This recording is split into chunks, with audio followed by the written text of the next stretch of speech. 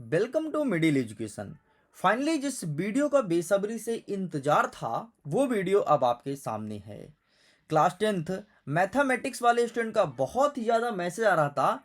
कुछ स्टूडेंट का कहना था कि सर हमारे लिए स्टैंडर्ड का प्रश्न पत्र प्रोवाइड कराइए, तो कुछ का कहना था हमारे लिए बेसिक का।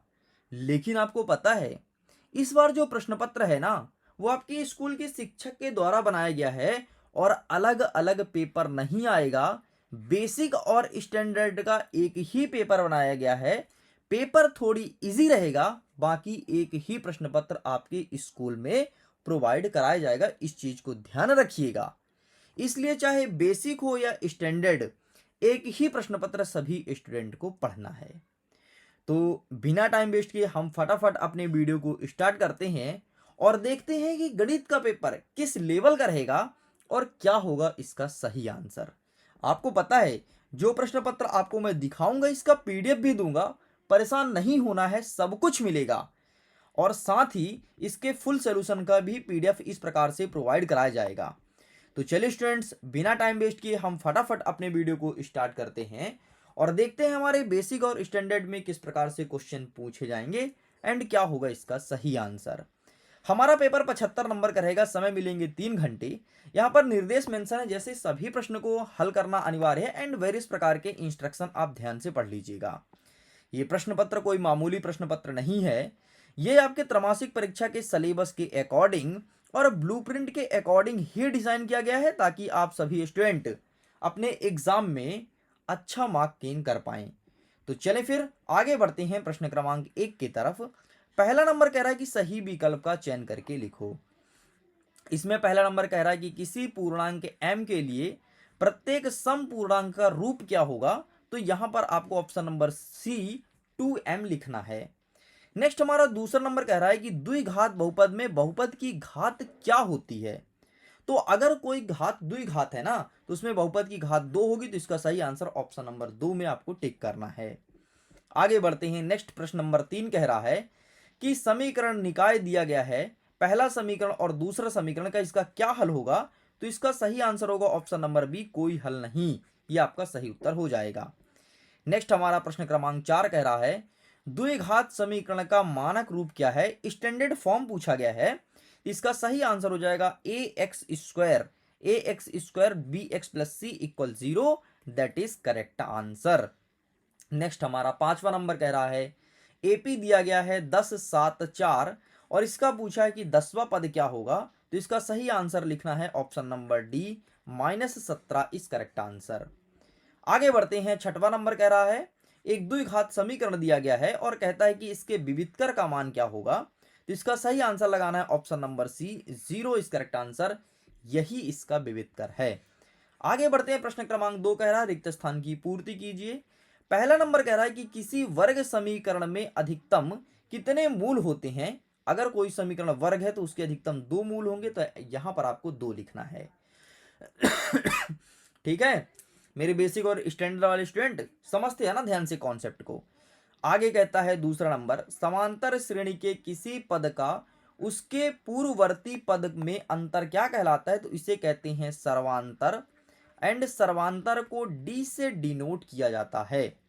तीसरा नंबर कह रहा है कि सभी डैश डैश डैश त्रिभुज समरूप होते हैं। तो सभी समबाहु त्रिभुज समरूप होते हैं एंड यहां पर समबाहु लिख देना है। नेक्स्ट आगे बढ़ते हैं। एक ऐसा समीकरण जिसका आलेख एक सरल रेखा में होता है उसे कौन सा समीकरण कहते हैं। तो इसे कहते हैं रैखिक समीकरण। तो यहां पर आपको लिखना है बेटा रैखिक। नेक्स्ट क्वेश्चन, रैखिक बहुपद में रैखिक बहुपद के अधिकतम कितने शून्यक होते हैं। तो अधिकतम एक शून्यक होता है। तो एक यहां पर लिखेंगे। 6वां नंबर कह रहा है कि √3 एक कैसी संख्या है। तो √3 एक अपरिमेय संख्या है। तो यहां पर आपको अपरिमेय लिखना है। ओके, एंड √2 भी अपरिमेय संख्या है, √5 भी अपरिमेय संख्या है, ध्यान रखना। नेक्स्ट हमारा कह रहा है प्रश्न क्रमांक 3 सत्य असत्य लिखो। पहला नंबर कहता है कि प्रत्येक प्रकृत संख्या का पूर्णांक क्या होगा। तो अगर कोई संख्या प्रकृत संख्या है तो इसका पूर्णांक सॉरी सॉरी प्रत्येक प्रकृत संख्या क्या पूर्ण संख्या होती है। तो बिल्कुल सही बात है। ठीक है। नेक्स्ट कह रहा है दूसरा नंबर कि घात 2 के बहुपद क्या द्विघात बहुपद कहलाते हैं। तो ये भी सही है। नेक्स्ट कह रहा है कि वर्ग समीकरण का आलेख एक सरल रेखा होती है, ये गलत हो जाएगा। नेक्स्ट कह रहा है कि वर्ग समीकरण में चर की अधिकतम घात कुछ भी हो सकती है, गलत हो जाएगा। नेक्स्ट कह रहा है कि समांतर श्रेणी के किन्हीं दो पदों का अंतर क्या सर्वांतर कहलाता है, बिल्कुल सही हो जाएगा। एंड नेक्स्ट कह रहा है कि समकोण त्रिभुज की सबसे बड़ी भुजा क्या कर्ण होती है, आपका ये भी सही हो जाएगा। इस प्रकार से ऊपर के दो, नीचे के दो सही, बाकी सब कुछ गलत है।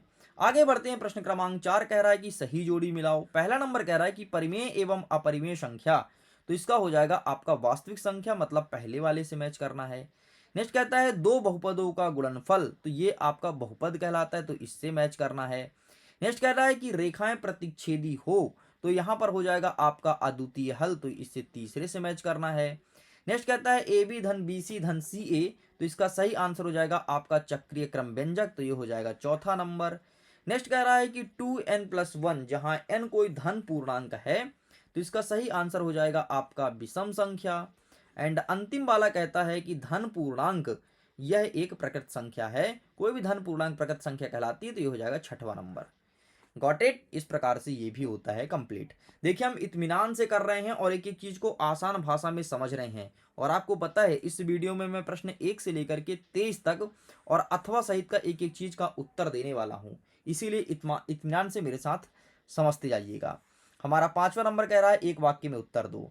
त्रिघात बहुपद के अधिकतम कितने शून्यक होते हैं, तो अधिकतम 3 शून्यक होते हैं। नेक्स्ट द्विघात बहुपद दिया है A X square plus B X plus C, इसमें शून्यक का गुणनफल का सूत्र बताना है, तो ये हो जाएगा सी अपॉन ए। नेक्स्ट हमारा कह रहा है वह समीकरण निकाय क्या कहलाता है जिसका कोई हल नहीं होता, इसे कहते हैं संगत, ये चीज लिखना है। नेक्स्ट कह रहा है कि हमें एक समीकरण दिया है और बोला है कि बी स्क्वायर माइनस 4ac क्या है, तो यह इसके विविधकर का सूत्र है। विविधकर का ध्यान रखना, विविधकर वाले से बहुत सारा प्रश्न बन रहा है, ठीक है, और कल के पेपर में तुम देख लेना, बेसिक स्टैंडर्ड सब में विविधकर से प्रश्न दे रहा है। वैसे इस बार बेसिक और स्टैंडर्ड सेम है यार, बहुत तुम लोग मैसेज करते थे सर बेसिक लाओ स्टैंडर्ड लाओ, फिर हमने उस चीज को पता किया एंड फाइनली तुम्हारे सामने पेश कर दिए। आगे हमारा 5वां नंबर कह रहा है कि एपी का nवां पद ज्ञात करने का सूत्र क्या होता है, तो nवां पद ज्ञात करने का सूत्र होता है ए एन बराबर ए प्लस एन माइनस 1 और डी, ये तुम्हें लिखना है।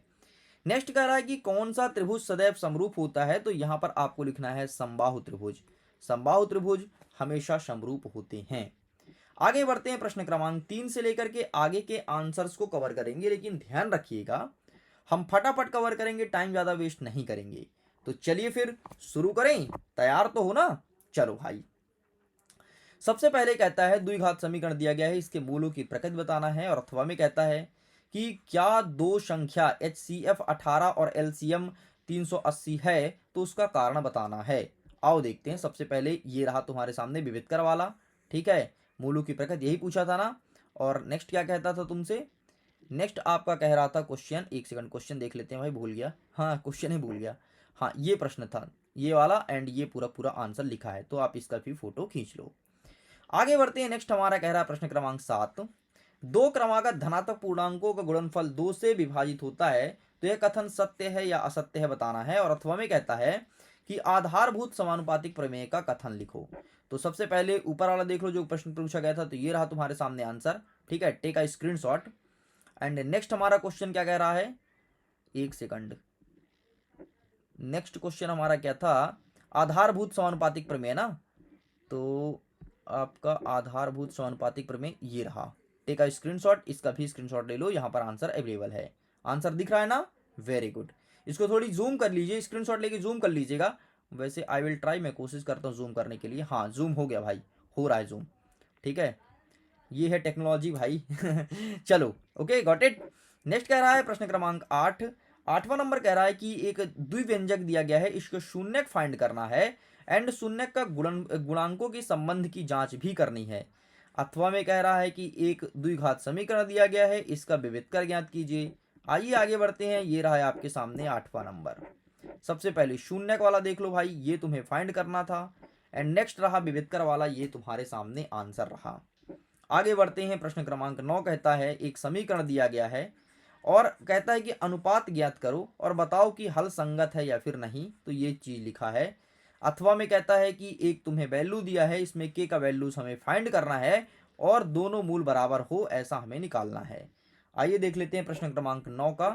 तो ये रहा सबसे पहले ऊपर वाले का आंसर और ये रहा तुम्हारे सामने नीचे वाले का आंसर। ये वाला प्रश्न दिया है ना, ये पहला वाला, तो पहले वाले का आंसर तुम्हारा यहां तक कंप्लीट होता है। ठीक, ज्यादा पूरा मत लिखना, ये दूसरा नंबर लिखा है भाई, नंबर भी देख लेना। ठीक, तो यहां तक लिखना है। चलो आगे बढ़ते हैं। 10वां नंबर कहता है एपी का वैल्यू दिया गया है, इसका 10वां पद निकालने को बोला है। अथवा में कहता है कि एपी का मान दिया गया है और इसका कहता है 10वें पद से अधिक हो तो इसका सर्वांतर हमें फाइंड करना है। आइए देख लेते हैं। सबसे पहले एपी का वैल्यू बोला है, 10वां पद 10वां पद 10वां पद ये रहा। ठीक, ये वाला क्वेश्चन दिया है। ठीक है, एंड नेक्स्ट हमारा क्या कह रहा है, नेक्स्ट एक और क्या क्वेश्चन था, एक क्वेश्चन और था कि 10वें पद में सर्वांतर निकालना है। ठीक है, तो सर्वांतर वाला आपका ये रहा। ठीक, ये वाला क्वेश्चन है। ठीक है, तो एक बार क्वेश्चन से मैच कर लेना। ठीक, यहाँ पर नंबरिंग नहीं किया हूं, बाकी एक बार क्वेश्चन से मैच कर लीजिएगा।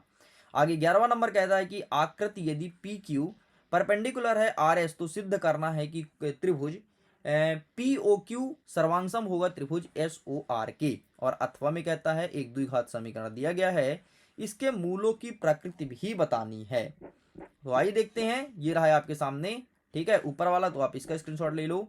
एंड मूलों की प्रकृति बतानी है, ये वाला प्रश्न कहाँ गया, एक सेकंड। मूलों की प्रकृति, मूलों की प्रकृति यहाँ पर अवेलेबल नहीं है भाई। ठीक है, यहाँ पर अवेलेबल नहीं वाला क्वेश्चन का आंसर। ठीक है, आगे कहता है प्रश्न क्रमांक 11, एक रेलगाड़ी इतने किलोमीटर की दूरी से तय कर रही है और इतना उसका चाल कम हो तो वह उस दूरी को तय करने में 3 घंटे अधिक समय लेती है, तो रेलगाड़ी का आपको बताना है कि चाल क्या होगा। और अथवा में कहता है कि 2 क्रमागत धनात्मक पूर्णांक दिया गया है और इसका पूर्णांक ज्ञात कीजिए। तो आइए देखते हैं इसका सही आंसर। ये रहा रेलगाड़ी वाला। ठीक है, तो ये आपको लिखना है, आगे आपको ये लिखना है। ठीक है, एंड नेक्स्ट आपको ये लिखना है, एंड ये इसका सही आंसर 40 किलोमीटर पर आवर इसका स्पीड हो जाएगा। अथवा वाला देख लेते हैं, 2 क्रमागत वाला यहाँ तक लिखिएगा। ठीक है, फिर इसके बाद ये आगे लिखिएगा। ठीक, ये आगे लिखना है, एंड इसके बाद एक सेकंड, हाँ ठीक, ये 306 हो गया। एंड हाँ ये लिखना है, एक्स का वैल्यू तुम्हें 17 फाइंड होगा एंड एक्स का वैल्यू अब तुम्हें पुट कर देना है एंड तुम्हारा 17 और 18 सही आंसर आ जाएगा।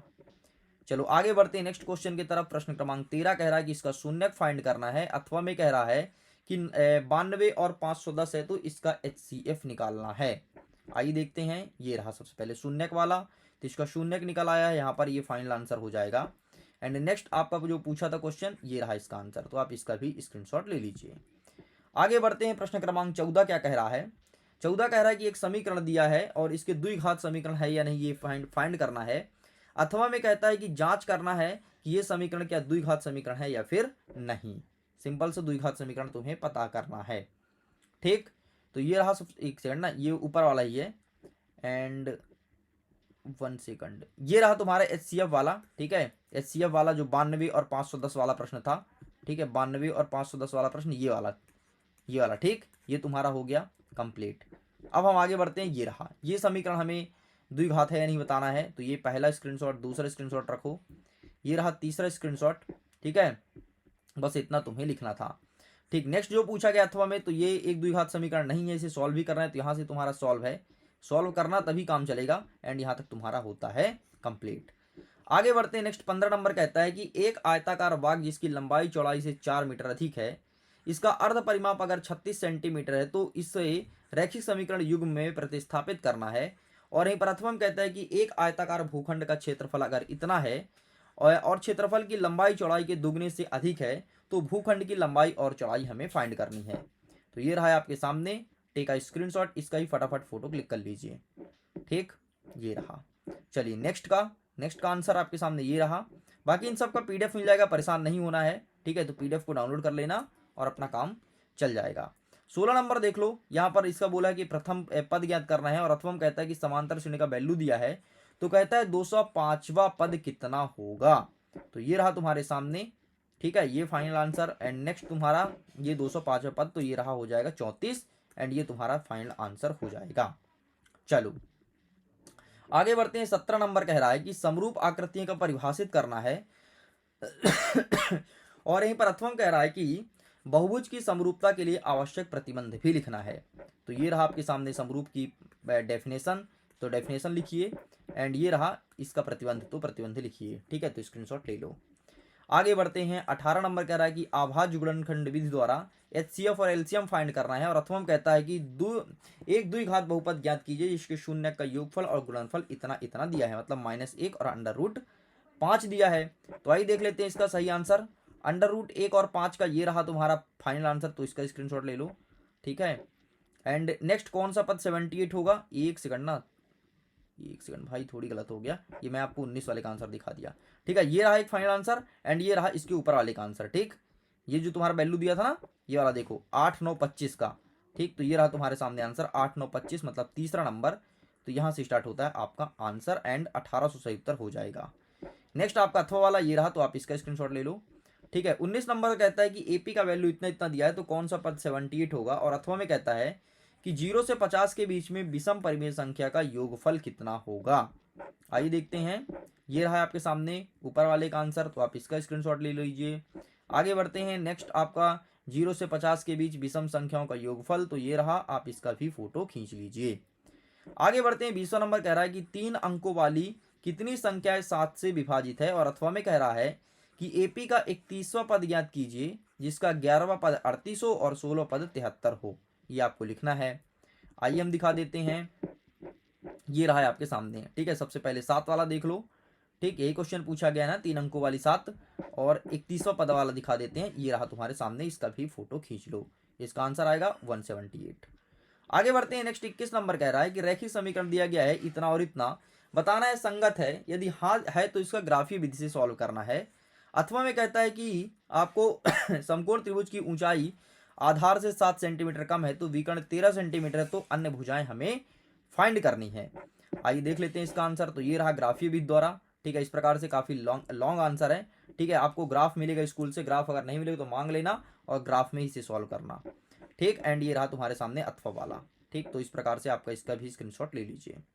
चलो आगे बढ़ते हैं। 22वां नंबर कह रहा है कि सी डी और जी एच क्रमशः इतना और इतने एंगल ऐसा समद्विभाजक है, तो डी और एच क्रमशः कोण ए बी सी, और यहाँ पर कोण एफ ई जी की भुजा ए बी और एफ ई पर स्थित है। तो आपको बताना है कि त्रिभुज ए बी सी सर्वांगसम होगा त्रिभुज, यहाँ पर त्रिभुज है ना, वैसे ए नहीं है, त्रिभुज एफ ई जी के।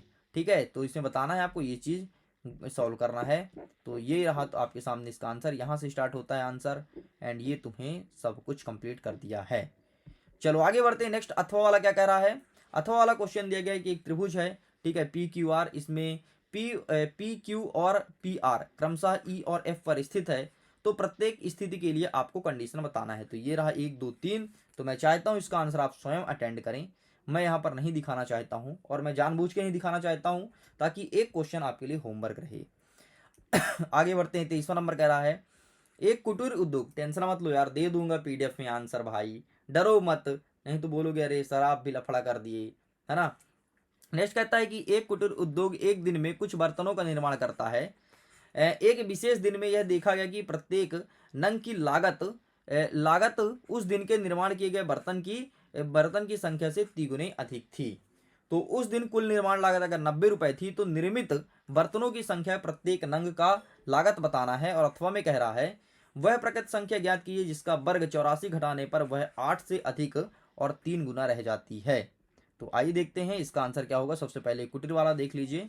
ठीक है, एंड नेक्स्ट तुम्हारे सामने ये रहा इसके आगे का आंसर। ठीक, तो एक सेकंड, ये आंसर पूरा नहीं दिख रहा है, आई विल ट्राई। हाँ, तो ये रहा भाई 15 इसका सही उत्तर आएगा। ठीक है, तो इस प्रकार से सब कुछ कंप्लीट हो गया है। मैं उम्मीद करता हूँ ये वीडियो काफ़ी पसंद आया होगा। वीडियो पसंद आए तो वीडियो को लाइक करिएगा, अपने मित्रों तक शेयर जरूर कीजिएगा, और अगर आप वीडियो में एंड तक बने थे तो आप कमेंट सेक्शन में लिखिए LCD। अगर आप LCD लिखते हैं तो मैं आपको एक नए ग्रुप में जोड़ूंगा, जिससे हम लोग की बातचीतें होगी, और आपका जो भी डाउट होगा या फिर जो भी कमेंट होगा सबसे पहले लिया जाएगा सभी स्टूडेंटों में। तो LCD स्टूडेंट जो लिखेगा उसको मैं हार्ट भी देने वाला हूँ। ओके, तो लिखिएगा जरूर। बाकी मैं वीडियो को एंड करता हूँ। Thanks for watching. खुश रहिए, पढ़ते रहिए, मुस्कुराते रहिए। Bye bye.